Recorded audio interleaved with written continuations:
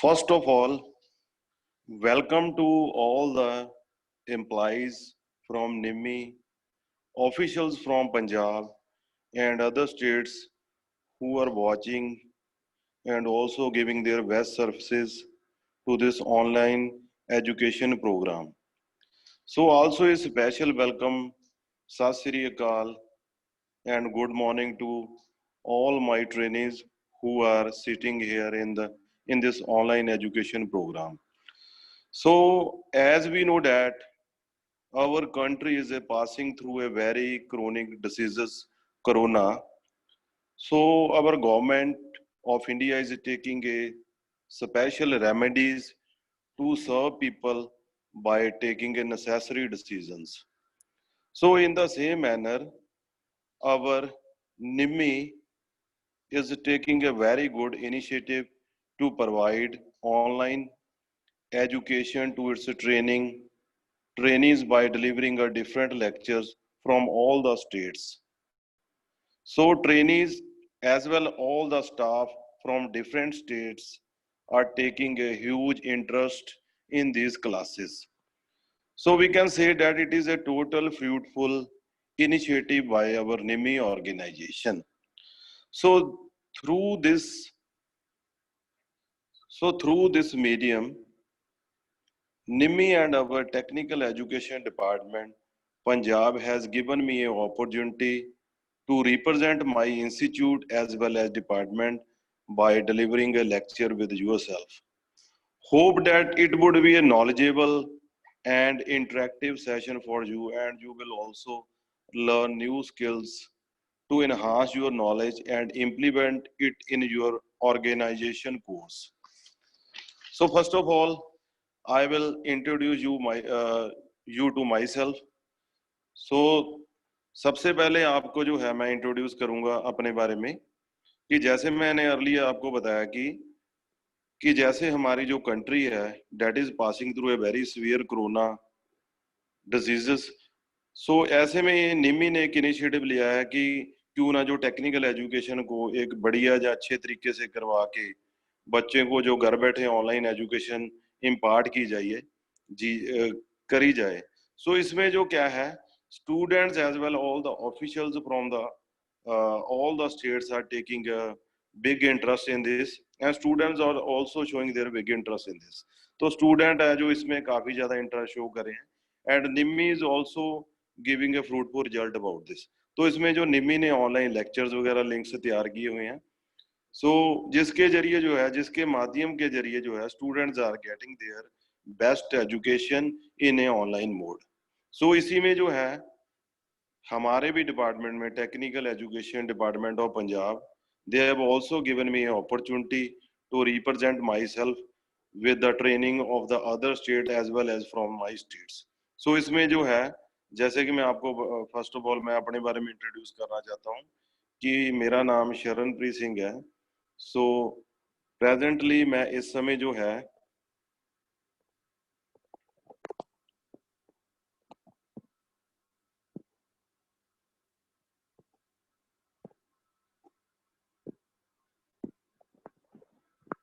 presently I am working as a Turner instructor in government ITI Bassi Pathana, which is situated in Punjab. So this institute was established in 1962। मैं government ITI बसी पठाना पंजाब से बात कर रहा हूँ। जहाँ जो है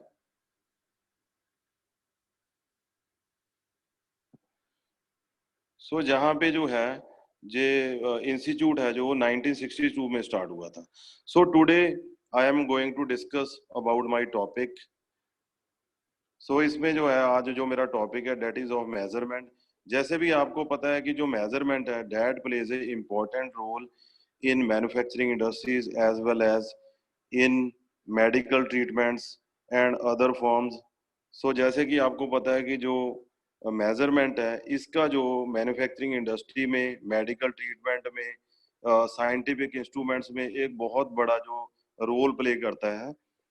उसके लिए मैं जो आज आपके साथ जो आज का टॉपिक शेयर करने वाला हूँ that is of precise instrument.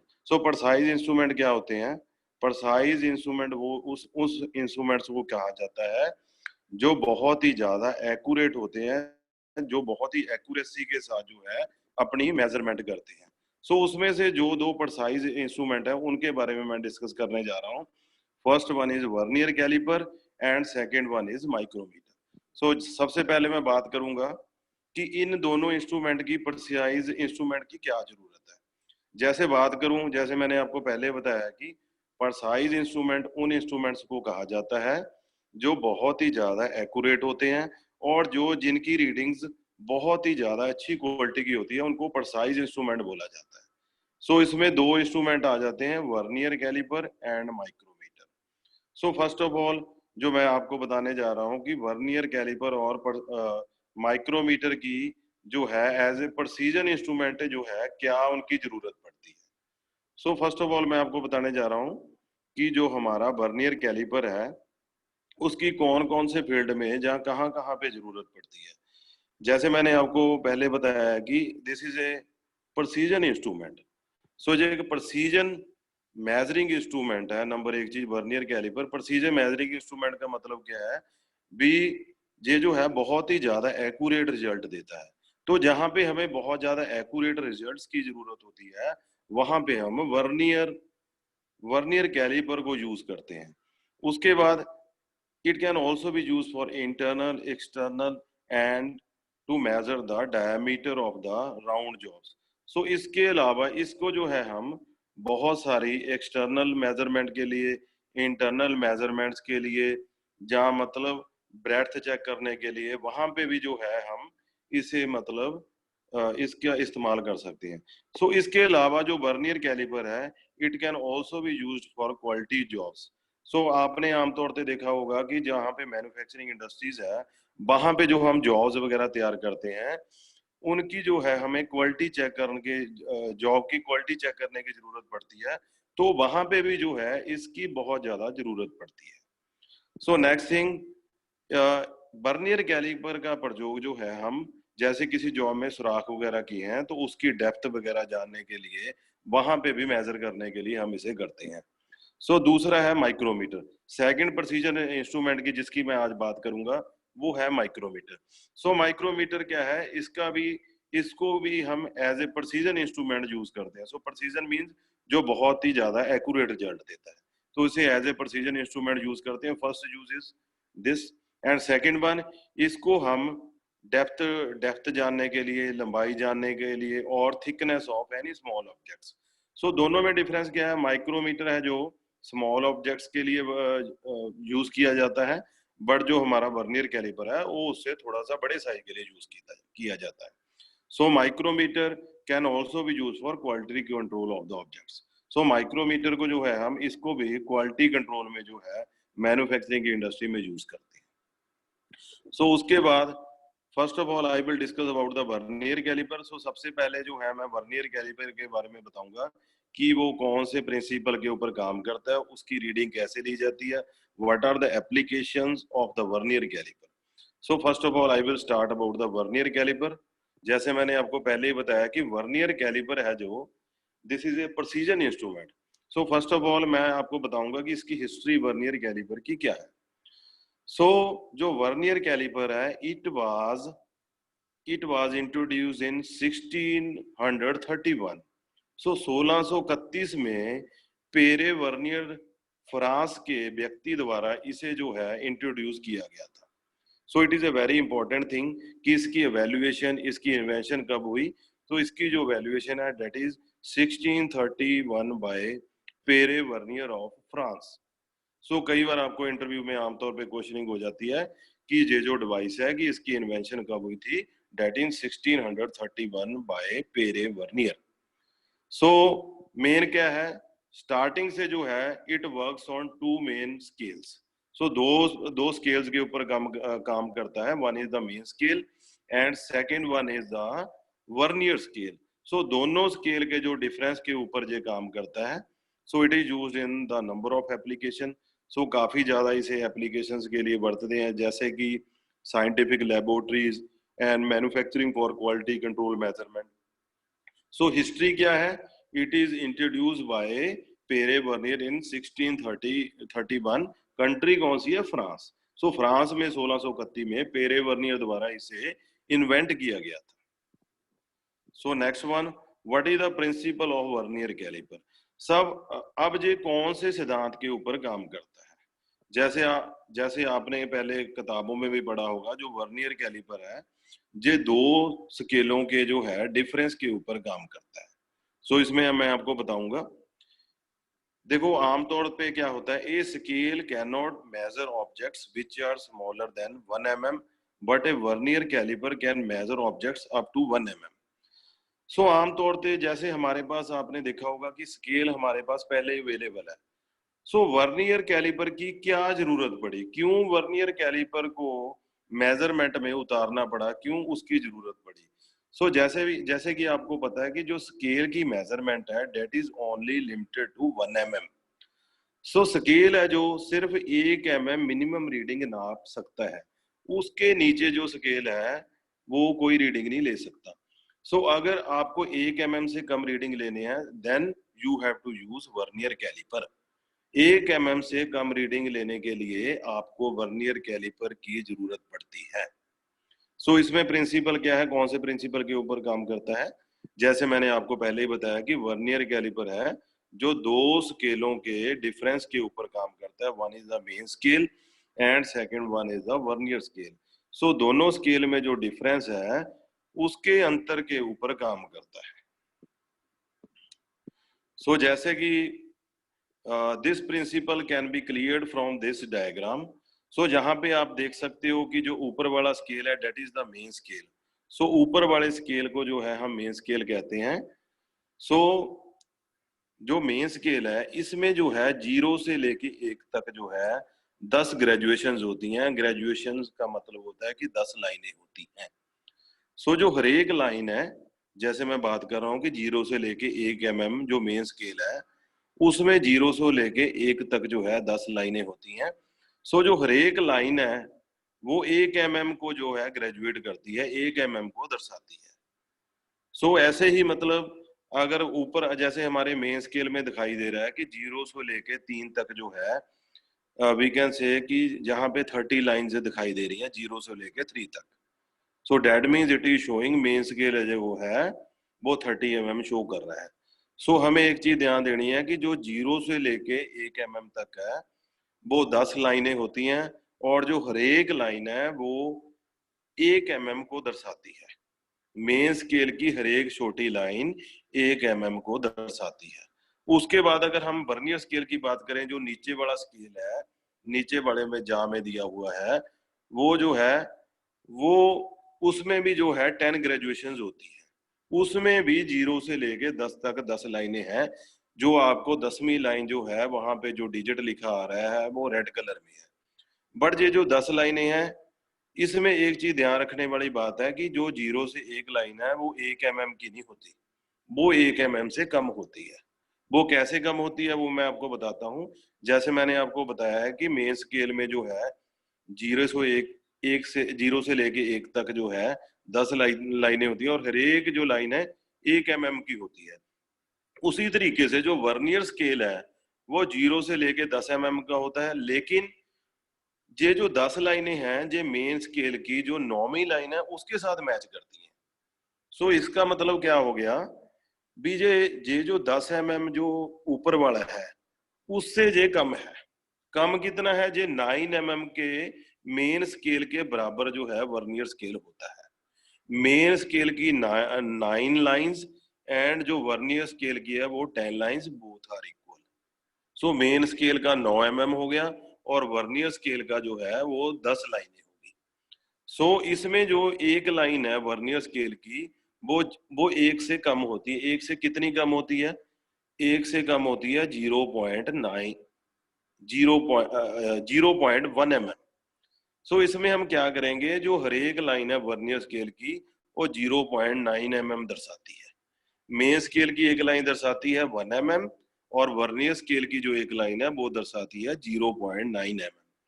सो अब इसका प्रिंसिपल बिल्कुल क्लियर हो जाएगा आपको कि ये जो वर्नियर कैलिपर है ये कौन से प्रिंसिपल के ऊपर काम करता है। it works on the principle of the difference between main scale and vernier scale.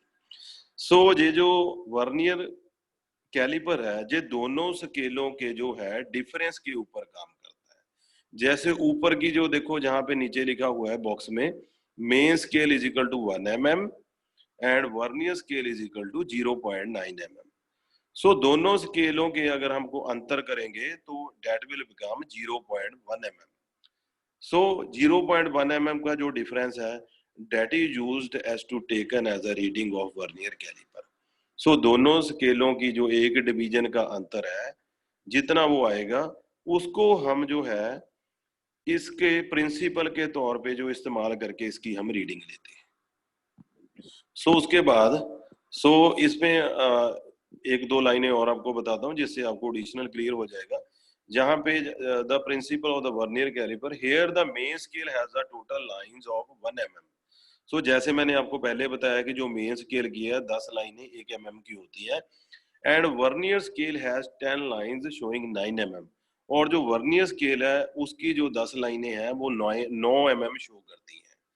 So we can से जो इसमें क्या है, जो लीस्ट काउंट जो मेन स्केल का रहेगा वो 1 mm का होगा, मतलब हर एक लाइन जो है मेन स्केल की 1 mm को दर्शाएगी और जो वर्नियर स्केल की है वो 0.9 mm को दर्शाएगी।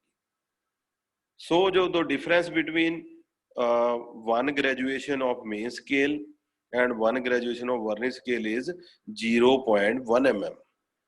सो दोनों का जो एक डिवीजन का अंतराल है, जैसे हम बात करें कि वर्नियर स्केल का जो है एक डिवीजन 1 mm की, मेन स्केल की एक डिवीजन 1 mm होती है और वर्नियर स्केल की जो एक डिवीजन है वो होती है 0.9 mm। अगर दोनों का डिफरेंस करेंगे तो वो बच जाता है 0.1 mm। सो उसी डिफरेंस को हम इसके प्रिंसिपल के तौर पे जो है इसका इस्तेमाल करते हैं रीडिंग्स लेने के लिए। सो अगर हम बात करें कि इसका लीस्ट काउंट कितना है, so it is the least count is 0.1 mm। सो उसके बाद मैं आपको बताता हूं, अभी मैंने क्लियर कर दिया कि आपको इसका प्रिंसिपल है कौन से प्रिंसिपल के ऊपर काम करता है। सो अब आपको मैं बताता हूं कि इसका लीस्ट काउंट जो है वर्नियर कैलिपर का क्या होता है। So it is for the knowledge of the trainees, ये ट्रेनीज की नॉलेज के लिए है कि जो लीस्ट काउंट किसी भी इंस्ट्रूमेंट का क्या होता है। So least count is the minimum reading that can be taken by the device. So किसी भी डिवाइस का जो लीस्ट काउंट क्या होता है, मिनिमम रीडिंग होती है जो उस इंस्ट्रूमेंट के साथ हम ले सकते हैं। So any instrument is having a least count which the minimum reading that it can take. So कम से कम रीडिंग जो है वो इंस्ट्रूमेंट जो उस इंस्ट्रूमेंट से के द्वारा ले सकता है उसे हम उसका लीस्ट काउंट कहते हैं। जैसे हम वर्नियर कैलिपर की बात करें, जो वर्नियर कैलिपर है इसका लीस्ट काउंट 0.1 mm होता है। सो 0.1 mm का मतलब क्या है, 0.1 mm का मतलब होता है कि जे 1 mm का जो है 0.1 mm मीन्स 1/10।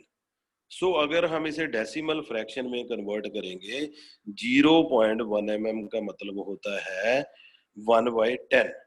1/10 mm का मतलब क्या है कि 1 mm का 10th भाग। सो मतलब कहने का भाव जो हमारा वर्नियर कैलिपर है 1 mm का 10वां हिस्सा मेजर करता है। सो इतना ज्यादा प्रिसाइज है कि अगर 1 mm को हम 10 भागों में डिवाइड कर दें सो उसका जो 10th पार्ट तक जो है इसका मेजर कर सकता है। सो इतनी ब्रीकी या इतना एक्यूरेट और प्रिसाइज होता है vernier caliper that it can measure up to 10th part of 1 mm। So then what are the parts of the vernier caliper? So अब जो नेक्स्ट स्टेप आ जाता है कि वर्नियर कैलिपर के पार्ट कौन कौन से हैं। सो सबसे पहले आ जाता है वर्नियर कैलिपर का main scale, then vernier scale, then thumb screw, then is the lock screw, then depth rod, then fix jaw and then is sliding jaw. So जैसे मैं बात करूं, so these are the main parts of the vernier caliper. सबसे पहले है जो इसका main part है that is main scale. So main scale है जो बिल्कुल आपको लंबा बिल्कुल दिखाई दे रहा है, that is running through out the device. जो मेन स्केल किसको वर्नियर कैलिपर का कहते हैं, जो बिल्कुल लंबा स्केल दिखाई दे रहा है एज अ लाइक अ स्टी रोल, इसे हम मेन स्केल कहते हैं। This is the fix portion of the vernier caliper. ये बिल्कुल जो है फिक्स पोर्शन होता है डिवाइस का। उसके बाद आ जाता है वर्नियर स्केल। सो आपको दिखाई दे रहा होगा डायग्राम में कि जो वर्नियर स्केल है मेन स्केल के ऊपर लगा होता है, जो lower portion is called as a vernier scale. So ये जो वर्नियर स्केल है ये मूवेबल स्केल होता है वर्नियर कैलिपर के ऊपर। So main scale is a fix scale and vernier scale is a movable scale. So there are two kind of jaws, one is called as upper jaw. इसमें एक अपर जा होता है जिसके जरिए जो है हम इंटरनल मेजरमेंट लेते हैं, उसे हम अपर जा कहते हैं। उसके बाद लोअर जा आ जाता है जिसके जरिए जो है हम एक्सटर्नल रीडिंग्स लेते हैं। Then next one is a lock screw. So lock screw का मतलब क्या होता है? Lock screw, if you have taken any job inside your jaws, अगर आपने कोई भी जॉब जो है जार में क्लैंप कर ली, अब आपको इंस्ट्रूमेंट को लॉक करने की जरूरत है, then you can use this as a locking screw. तो उस समय जो है आप लॉकिंग स्क्रू का इस्तेमाल करके इस डिवाइस को लॉक करोगे। So next one is a depth rod. So depth rod is also an important an integral part of this vernier caliper. तो डेप्थ रॉड एक मेजरिंग साथ में एक रॉड लगी होती है जो होल्स वगैरह की या जॉब्स की जो है डेप्थ नापने के काम आती है। So as I have already told you कि जो इसमें आउटसाइड जाज लगे होते हैं वो एक्सटर्नल रीडिंग लेने के काम आते हैं। उसके बाद जो इनसाइड जाज हैं वो जो है इंटरनल रीडिंग लेने के काम आते हैं, जैसे अंदरूनी रीडिंग लेनी हो, किसी भी खाली जॉब है उसकी इंटरनल है उसमें सुराख निकला है उसकी अंदर की रीडिंग लेनी है, तो उसके लिए जो है हम जो है इनसाइड जाज का इस्तेमाल करेंगे। और जो आउटसाइड जाज है उसके जरिए जो है हम बाहरली जो है जॉब का इस्तेमाल करेंगे, बाहरले जाज का इस्तेमाल करेंगे।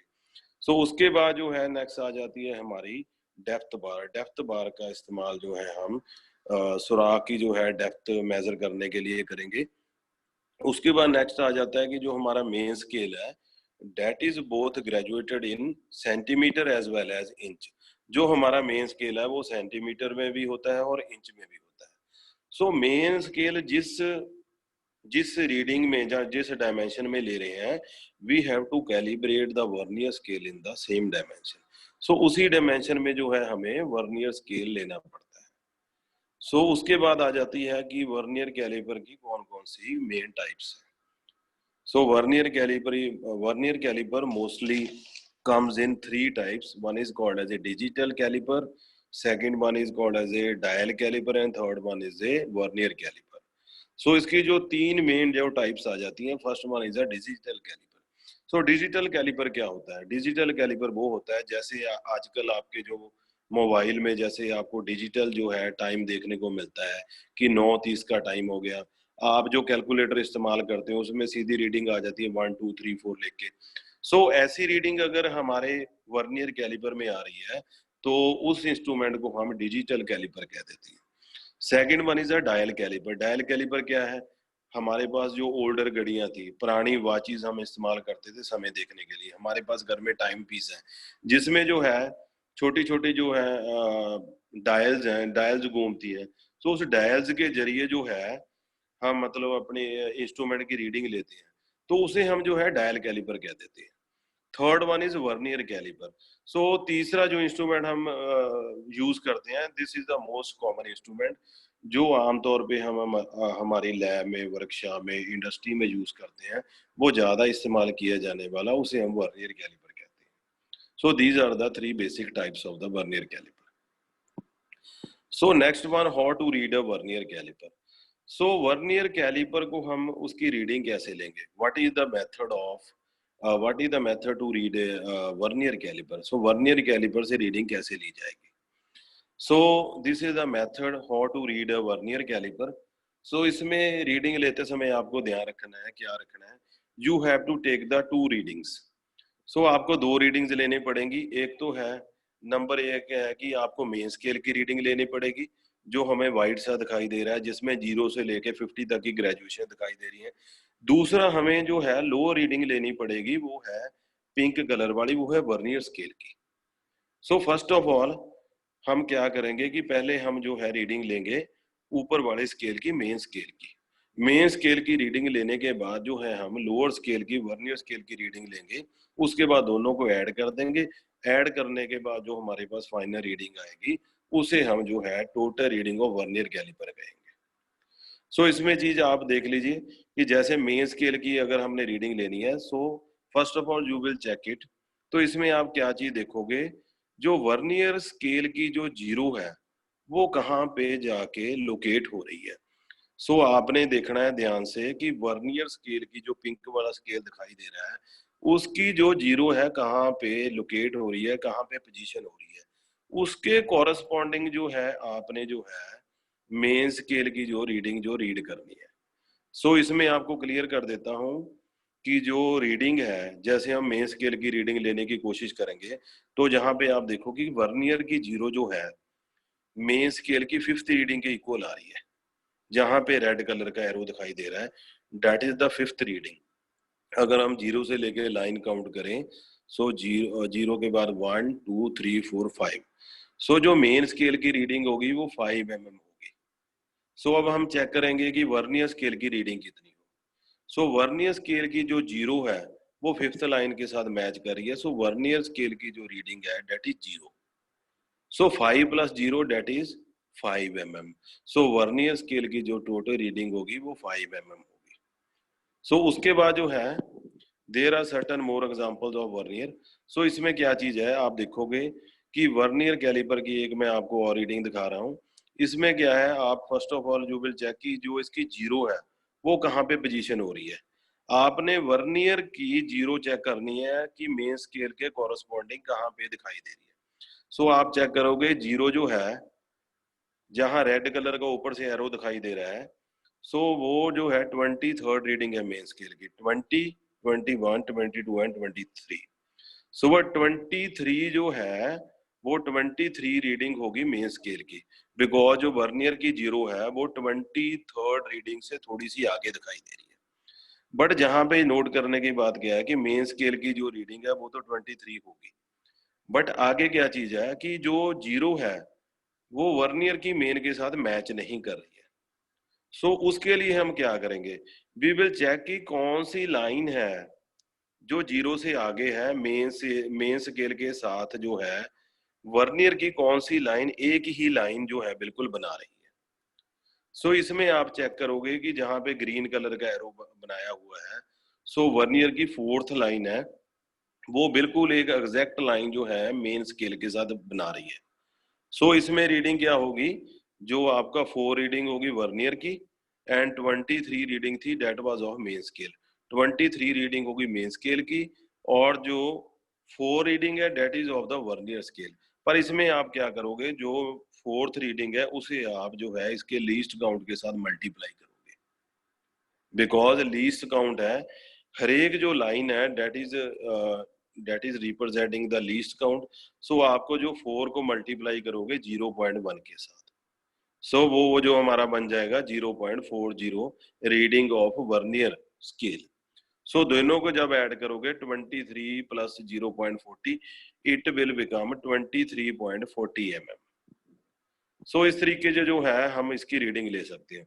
और similarly some more examples of vernier caliper are there.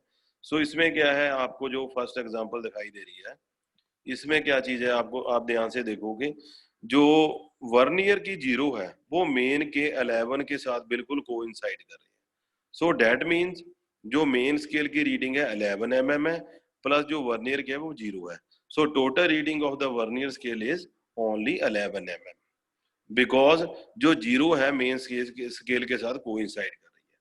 Second reading is there. Second reading में आप क्या देख रहे हो, को जो वर्नियर स्केल की जीरो है वो मेन स्केल की फिफ्थ रीडिंग के साथ ज्वाइन कर रही है। सो डेट मीन्स जो मेन जो टोटल रीडिंग है वर्नियर कैलिपर की वो 5 mm है। उसके बाद some more examples of vernier are there. तो जहां पे आपको दिखाई देगा कि इस जो रीडिंग्स में मैंने सेपरेट दिखाया है वो क्या है कि जो जीरो है वो बिल्कुल मेन स्केल के साथ कोइंसाइड नहीं कर रही, जो वर्नियर की 0 है वो मेन स्केल की किसी मेन स्केल की बिल्कुल फर्स्ट रीडिंग के साथ कोइंसाइड नहीं कर रही। So it is something different line. So इसमें आप क्या चेक करोगे, फर्स्ट ऑफ ऑल तो जो आप है मतलब मेन स्केल की रीडिंग नोट करोगे। मेन स्केल की जो रीडिंग आप नोट करोगे है, इसमें क्या है 20 प्लस 21 22 एंड 23। सो 23 जो रीडिंग है that is the main scale reading. उसके बाद आप चेक करोगे कि इसमें देखो कि जो फोर्थ लाइन है वर्नियर की वो मेन स्केल के साथ बिल्कुल कोइंसाइड कर रही है। सो वर्नियर स्केल की जो फोर्थ लाइन है वो कोइंसाइड कर रही है, उसे हम जो है लीस्ट काउंट के साथ मल्टीप्लाई कर देंगे। सो वर्नियर स्केल की रीडिंग हो जाएगी 0.4। So total reading becomes 23.4 mm। So similarly जो है इस और जो राइट हैंड साइड आपको रीडिंग दिखाई दे रही है, इसमें क्या है, first of all you will check कि जो वर्नियर कैलिपर वर्नियर स्केल की जो रीडिंग है वो 0 कहाँ पे जो है लोकेट कर रही है। तो आपको दिख रहा है कि 45 प्लस 3 48 रीडिंग के बाद जो है 0 जो है वर्नियर की वहां पे लोकेट कर रही है। सो आपने क्या करना है, जो मेन स्केल की रीडिंग है उसे आपने 48 लिख देना है। 48 लिखने के बाद नाउ यू विल चेक कि वर्नियर स्केल की कौन सी लाइन है जो मेन स्केल के साथ एक ही लाइन बना रही है, बिल्कुल कोइंसाइड कर रही है। यू विल फाइंड इट कि जो वर्नियर स्केल की 8th लाइन है और 80 के पैरेलल है वो बिल्कुल एक ही लाइन बना रही है। सो 8th लाइन को हम मल्टीप्लाई करेंगे, 8 multiply by the least count that is 0.1 mm। So it will become 0.8। सो दोनों रीडिंग्स को ऐड करोगे 48 plus 0.8 it will become 48.8 mm। सो इस तरीके से जो है हम जो वर्नियर कैलिपर्स की रीडिंग्स वगैरह मतलब बिल्कुल परसाइज मैनर में जो है वो ले सकते हैं, चाहे वो रीडिंग जो है 0 के साथ बिल्कुल कोइंसाइड कर रही है, जहां फिर कोई आगे कोई और लाइन कोइंसाइड कर रही है। सो मैंने आपको दोनों एग्जांपल्स बता दिए हैं भी कैसे हमने जो है वर्नियर कैलिपर की रीडिंग चेक करनी है। Now, what are the application? Next step is the application of the vernier caliper. So मैंने आपको पहले भी बताया है, it can be used for depth measurement, for measuring inside diameter, outside diameter, and it can also be used for uh, quality control instruments. So then, what is the use of the inside jaws of the vernier caliper? So you will check here कि अगर आपने inside जाज को properly इस्तेमाल करना है, so उसके लिए जो करेक्ट पोजीशन क्या रहेगी। सो ये जो आपके इनसाइड जा है तो इसमें आप चेक करोगे कि जो इनसाइड जा है वो बिल्कुल जो जिस चीज की आप जो है इंटरनल ब्रेड्थ चेक कर रहे हो या इंटरनल लेंथ चेक कर रहे हो उसमें जो है बिल्कुल इसके जाज बिल्कुल 90 डिग्री होने चाहिए अगर आपको जो वर्नियर कैलिपर को करेक्टली यूज करना है। सो नीचे दो और पोजीशन दी हुई हैं। So these are the wrong position. इसमें एक जो है इसके जहाज जो है डेट आर टिल्टेड, एंड दूसरी जो पिक्चर में दिखाई दे रहा है कि इनके जो जहाज के टॉम और पोर्शन है वही बिल्कुल जो है मतलब इसमें जो फिट दिखाई दे रहे हैं, but the exact position is कि आपको जो जहाज है बिल्कुल जॉब के 90 डिग्री पे रखने हैं इसको करेक्टली यूज करने के लिए। सो उसके बाद अगर आपको जो है डेप्थ वर्नियर कैलिपर को प्रॉपरली इस्तेमाल करना है तो उसके लिए जो करेक्ट पोजीशन क्या चाहिए। सो इसमें जो है करेक्ट पोजीशन है जो फर्स्ट और सेकंड है वो बिल्कुल रॉन्ग ही दिखाई दे रहे हैं, बिकॉज फर्स्ट में जो है उसमें जो है इसकी टिल्टेड पोजीशन है, हम इसको कभी भी जो है टिल्टेड पोजीशन में या तिरछे पोजीशन में कभी भी यूज नहीं करना। सेकंड पोजीशन है इसको इन्वर्टेड पोजीशन में बिल्कुल उल्टा करके जो फिट किया गया है, so we have to not use in this manner. So जब भी इसे इस्तेमाल करना है it should be always 90 degree. तो रीडिंग लेते समय अगर आपको डेप्थ बार का इस्तेमाल करना है तो 90 डिग्री पे आप इसका इस्तेमाल करोगे। सो इसके बाद जो नेक्स्ट इंस्ट्रूमेंट है that is called as a micrometer.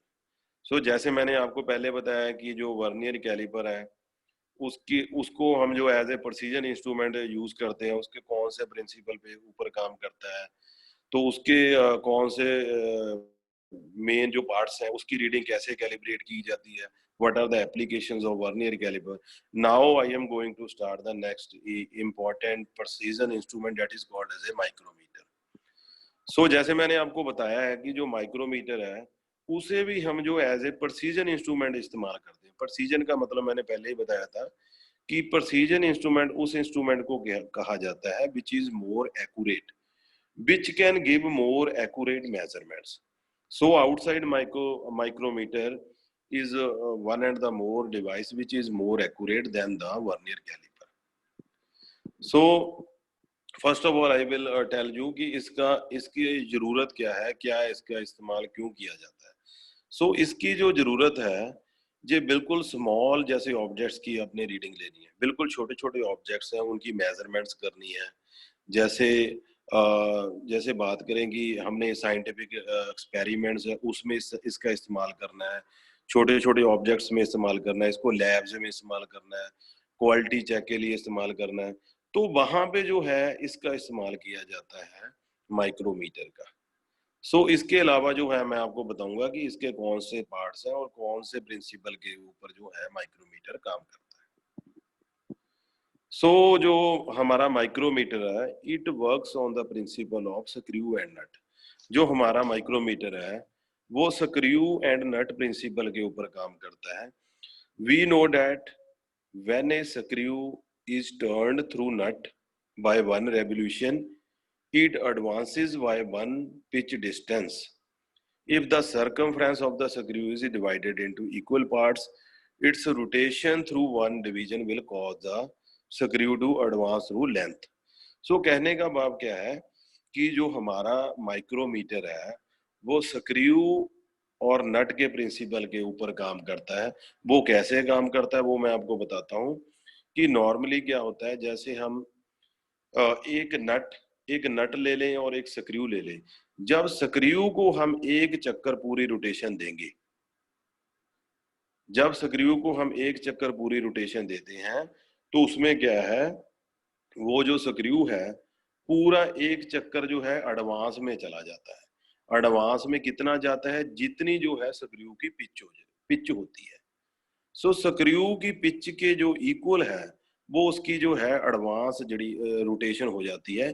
सो इस प्रिंसिपल के ऊपर जो है स्क्रू एंड नट के प्रिंसिपल के ऊपर काम करता है. सो इस इंस्ट्रूमेंट को जो है इतना हम प्रिसीजनली और इसे इतना एक्यूरेटली यूज कर सकते हैं कि जो है अगर हमने इसे बहुत ज्यादा एक्यूरेट तैयार करना है, बहुत ही एक्यूरेट और बहुत ही अच्छी क्वालिटी का तैयार करना है, तो हम जो है छोटी से छोटी पिच का तैयार करके जो है इसे और ज्यादा एक्यूरेट अपनी रिक्वायरमेंट के अकॉर्डिंग जो तैयार कर सकते हैं. सो इसकी जो एक्यूरेसी है वर्नियर कैलिपर से भी ज्यादा होती है. सो स्क्रू और नट जो है प्रिंसिपल के ऊपर काम करता है. सो उसके बाद what are the parts of the micrometer. So अब जो है इंपॉर्टेंट थिंग आ गई कि इसके पार्ट कौन कौन से हैं. सो अगर हम बात करेंगे इसका सबसे पहला important part, first part is frame. So micrometer का सबसे पहला जो इंपॉर्टेंट पार्ट है that is frame. So frame जो है बिल्कुल एक नंबर पे आपको दिखाई दे रहा है कि frame is an important part. Frame is an important part and second part is anvil. So उसके बाद जो थर्ड पार्ट है वो that is a spindle face and fourth part is spindle and fifth part is thimble, then next is ratchet stop, then seventh one is spindle lock and last one is barrel. So in parts का काम क्या है? So by the name I will tell you about the every part. So first of all I will tell you कि जो इसका frame है, जैसे 8th number पे आपको दिखाई दे रहा है कि इसका फ्रेम है. सो फ्रेम का क्या काम होता है? So C-shaped body that holds the anvil and barrel in constant relation to each other. So frame जो है एक C-shaped body होती है माइक्रोमीटर में, as you have already seen in this picture. 8 number पे आपको फ्रेम दिखाई दे रहा है. तो इसमें जो है फ्रेम है जो C-shaped body है. So इसका काम क्या होता है, जो दोनों एनविल्स को एक और 2 नंबर को आपस में जोड़ के रखता है. सो ये बहुत ही ज्यादा सॉलिड होना चाहिए बिकॉज जो मेजरमेंट में जो है एनविल पे ऊपर काफी प्रेशर पड़ता है. अगर आपका फ्रेम सॉलिड है then it can measure accurate results. So it can measure and also give accurate results. So second one is anvil.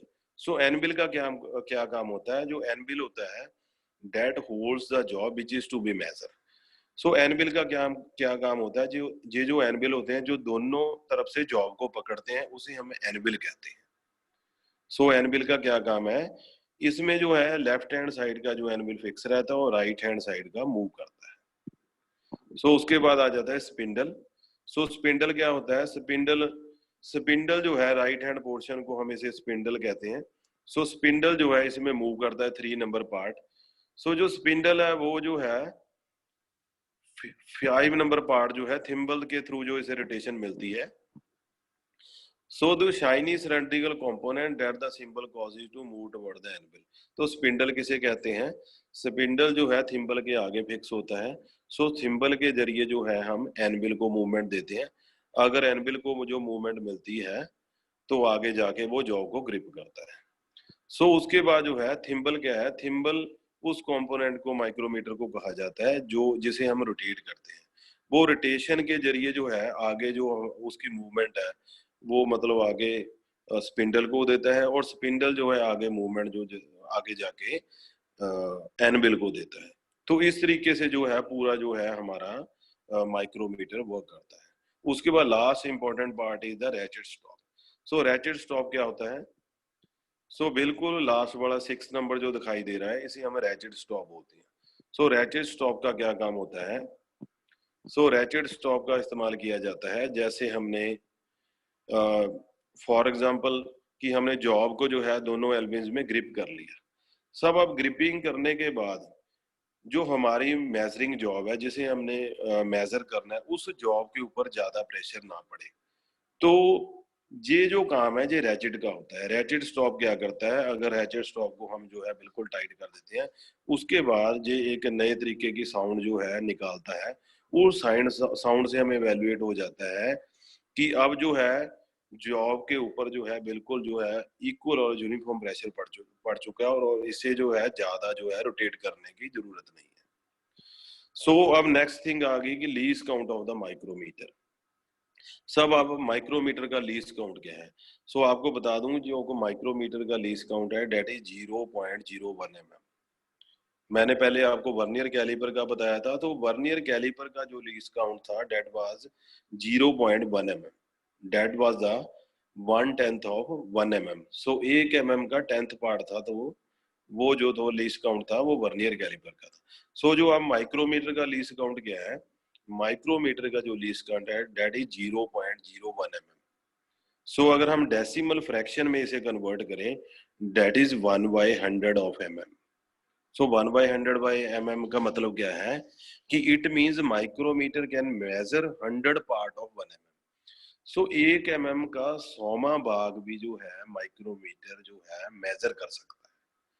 सो इससे आपको क्लियर हो जाता है कि वर्नियर कैलिपर जो है 10th पार्ट है जो 1 mm का मेजर कर सकता है और जो है माइक्रोमीटर है वो जो है हमारा जो है 100 पार्ट है जो 1 mm का मेजर कर सकता है।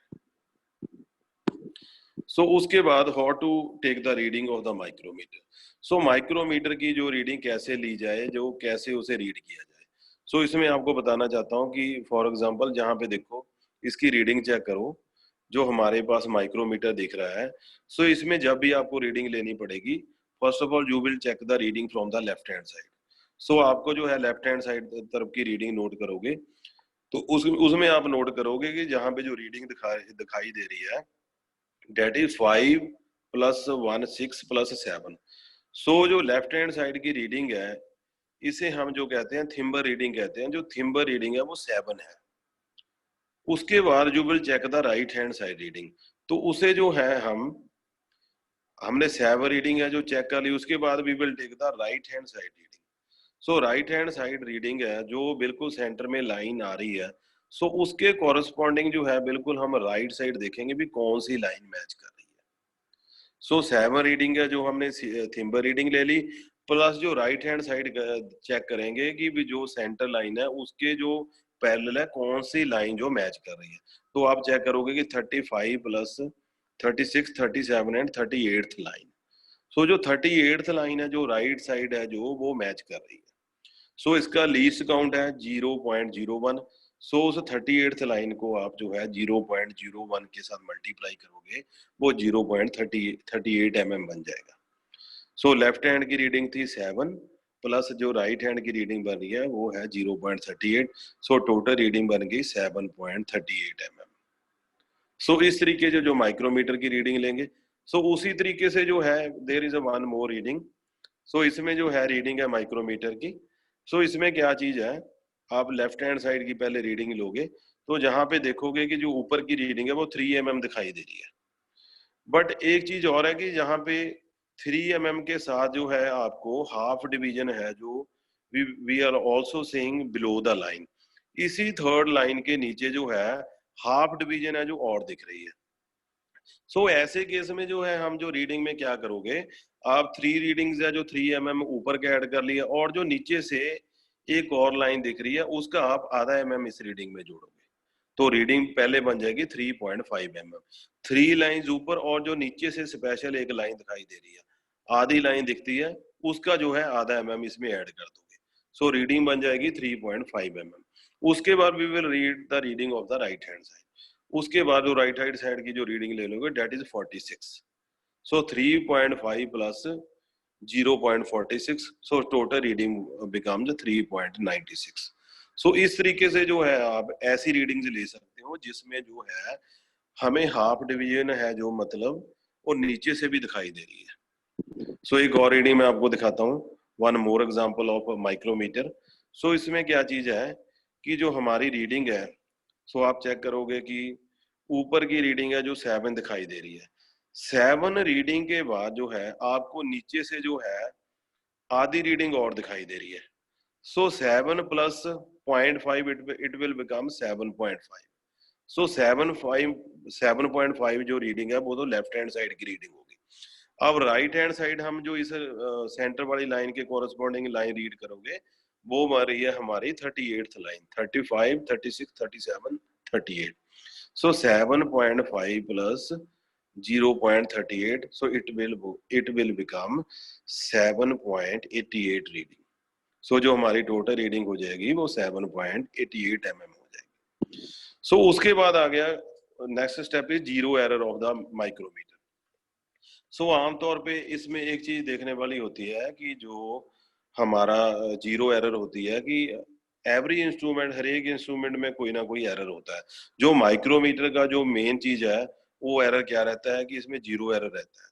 सो जीरो एरर आपने कैसे चेक करना है, देखो इसमें एक सेंटर लाइन होती है। सेंटर लाइन अगर right hand side thimble line के बिल्कुल जीरो के को सेंट्रिक है, एक ही लाइन में जो आ रही है, that means the micrometer has no zero error. जो जीरो है राइट हैंड साइड की वो बिल्कुल बैरल के साथ एक ही लाइन कोइंसाइड कर रही है, that means it has no zero error. So दूसरा चीज है कि जीरो एरर है जो कौन से इंस्ट्रूमेंट में है, इसमें आपको बताता हूं कि इसमें जो है एक आपको रीडिंग दिखाई दे रही है, इसमें जो है थिम्बल की जो है बैरल के साथ जो है जीरो वो मैच नहीं कर रही। It is some but 3 readings above than the zero. So जो जीरो से है 3 रीडिंग ऊपर जा रही है। सो ऐसी रीडिंग को हम जीरो एरर करते हैं। तो इसे हमने करना क्या है, whenever we will take the reading with the micrometer, जब भी आप माइक्रोमीटर के साथ रीडिंग लोगे तो तब आप क्या करोगे कि इस 3 रीडिंग्स को जो है आप जाके अपनी रीडिंग में सब्ट्रैक्ट करोगे। जितनी रीडिंग आपको है जीरो की जो अप जा रही है वो जीरो एरर में पहले ही दिखाई दे रहा है। whenever you have closed your micrometer, जब आपने अपने माइक्रोमीटर को बिल्कुल क्लोज कर दिया, क्लोज करने के बाद 3 रीडिंग्स है जो जीरो की फिर भी ऊपर जा रही हैं, तो आप मेजरमेंट के बाद जो है इन 3 रीडिंग्स को अपनी रीडिंग में सब्ट्रैक्ट करोगे। दिस इज अ मेथड की how to cover from we can say कि जीरो एरर से आप अपने इंस्ट्रूमेंट को कैसे मुक्त करोगे या कैसे उनके साथ रीडिंग्स लोगे। सो उसके बाद there is one more interesting question, अक्सर इंटरव्यू में क्वेश्चन पूछा जाता है and also we can say कि हमारे रूटीन लाइफ में पूछा जाता है कि which one is more accurate, vernier caliper और micrometer. So as I have already told you कि जो वर्नियर कैलिपर है वो जो है हमारा 10th part of an 1 mm जो मेजर करता है, 1 mm का 10वां भाग, और जो माइक्रोमीटर है 1 mm का 100वां भाग मेजर करता है। सो इसमें कौन सा ज्यादा एक्यूरेट हो गया, सो इसमें जो ज्यादा एक्यूरेट है वो हमारा माइक्रोमीटर होता है। So which one is more accurate? Then micrometer is more accurate than vernier caliper. So that is a very interesting fact about both of these, because जो हमारा माइक्रोमीटर है वो 100 पार्ट है जो 1 mm का मेजर करता है, बट जो हमारा वर्नियर है that measure only 10th part of an 1 mm. So then next part is accuracy is in increasing order. So accuracy in increasing order, अगर हम एक्यूरेसी की बात करें कि हम तीनों इंस्ट्रूमेंट ज्यादा कॉमनली यूज करते हैं, उसमें स्टी रूल आ गया, उसमें वर्नियर कैलिपर आ गया और उसमें माइक्रोमीटर आ गया. सो तीनों में से कौन सा जो है इंस्ट्रूमेंट ज्यादा एक्यूरेट है? इंक्रीजिंग ऑर्डर में मैंने एक्यूरेसी बनाई है. सो सबसे कम जो एक्यूरेसी स्टी रूल की है, स्टी रूल के बाद जो एक्यूरेसी आ जाती है वर्नियर कैलिपर की, वर्नियर कैलिपर के बाद जो एक्यूरेसी आ जाती है micrometer. So these are the increasing order, accuracy in increasing order. So उसके बाद have you any questions from our trainees as well, from other staff members?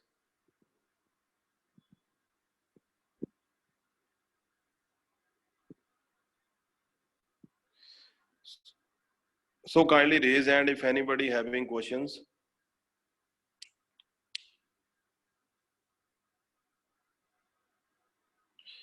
So hope I think I shall be very thankful to all our NIMI officials, and special thanks to our Punjab Technical Education Board and Department, who have given me such a wonderful opportunity to interact with you, and also to interact with the trainees of different states. So I am very thankful to our team as well as our NIMI teams, and as well as the officials of NIMI, so that are doing a wonderful task for in such a worst environment. So I am very thankful to all my officials also. So thank you very much.